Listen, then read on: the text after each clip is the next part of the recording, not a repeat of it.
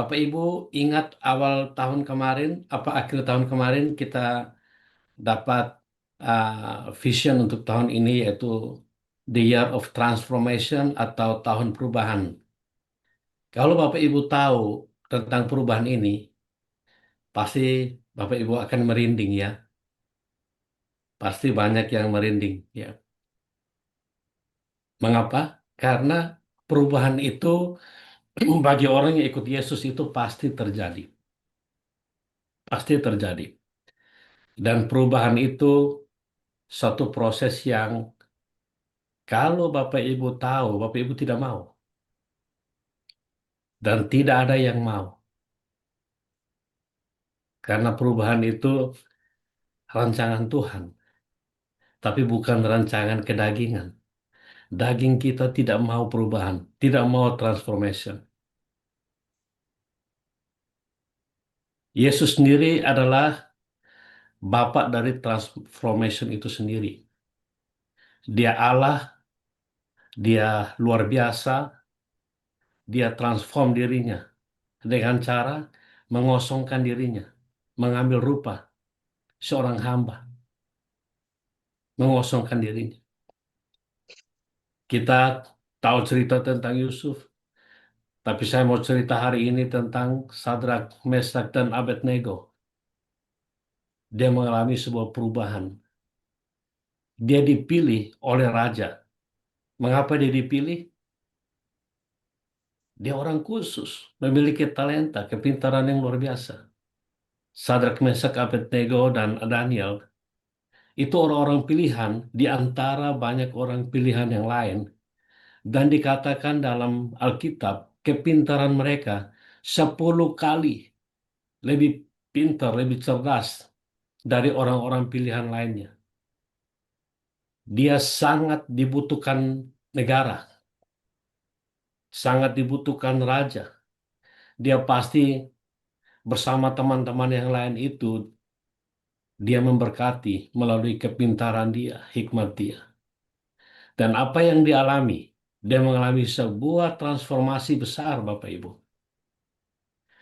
Transformasi itu proses supranatural. Bagaimana waktu dia mengalami transformasi? Dia dikhianati oleh teman-temannya. Rajanya yang pasti bertahun-tahun menerima berkat dari konsultasi dia, hikmat dia, kecerdasan dia, dan membiarkan dia dimasukkan ke kandang singa, dimasukkan ke perapian yang sangat panas. Itu orang-orang yang dia tolong lewat hikmat, kecerdasan, kepintarannya. Negara pasti tingkat kemakmurannya meningkat lewat kehadiran Daniel, Sadrak, Mesak, dan Abednego. Tetapi perubahan, transformation, adalah rancangan Allah. Kalau Bapak Ibu, seingat saya, pada awal saya menjadi petobat baru, saya bertemu dengan hamba Tuhan, mereka yang lebih lama menjadi Kristen. Saya sering dikasih ayat Yeremia pasal 29 ayat 11. Rancangan Tuhan, rancangan Allah. Transformasi atau perubahan itu rancangan Allah. Bukan untuk kecelakaan, tetapi untuk masa depan yang penuh harapan. Supaya kita menjadi prosper. Jadi transformasi Allah terjadi.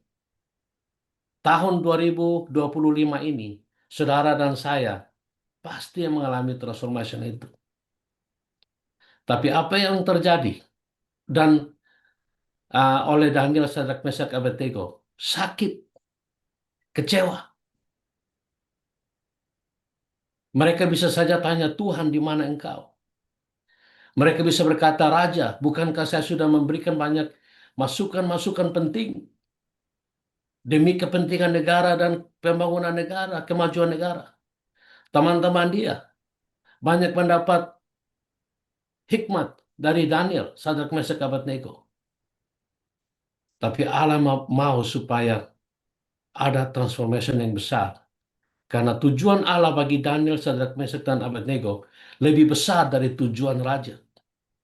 lebih besar dari tujuan negara, lebih besar dari tujuan hidupnya itu sendiri. Karena tujuan ilahi tidak bisa dibatalkan dan harus terjadi lewat transformation, perubahan untuk kemuliaan namanya.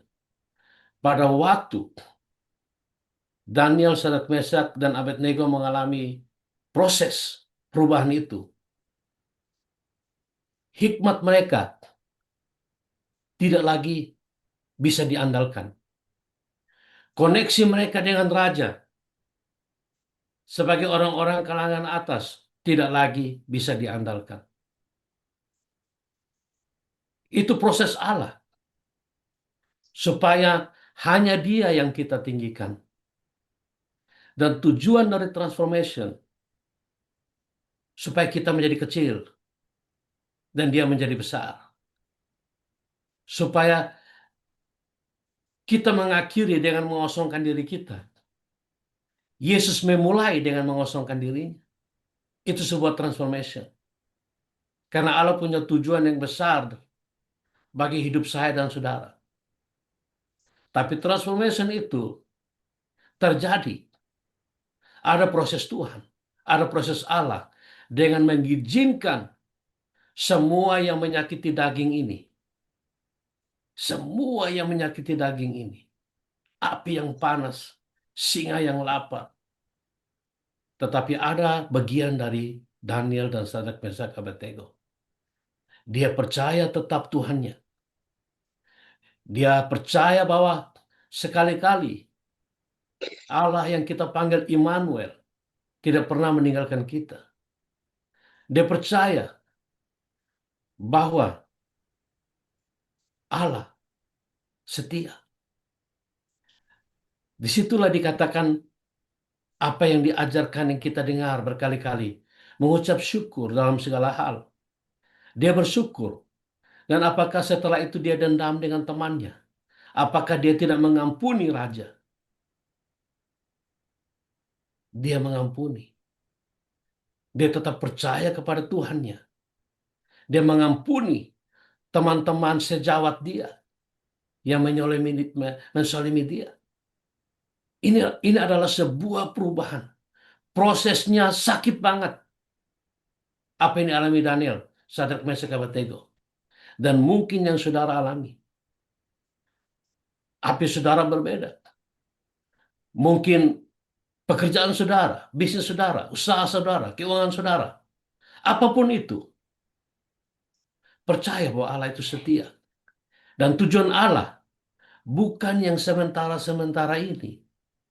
Bukan yang mengandalkan kecerdasan kita 10 kali lipat ini. Pengalaman kita. Kemampuan kita, bukan.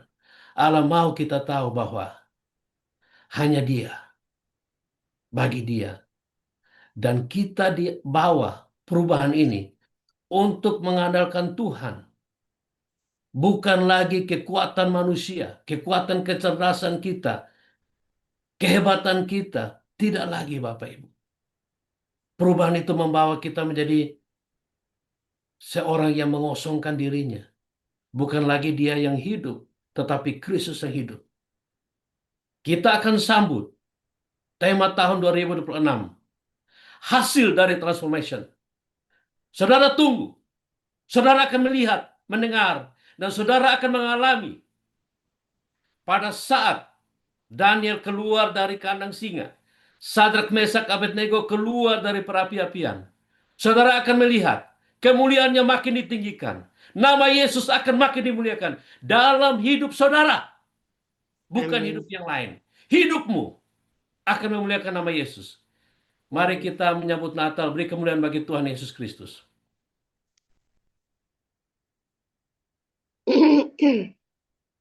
Ya, Silakan. terima kasih. Siap ya kasih. untuk menyambut tema tahun 2026? Super dahsyat. Iya, Tuhan iya. memberkati. Thank you, Bu Dina.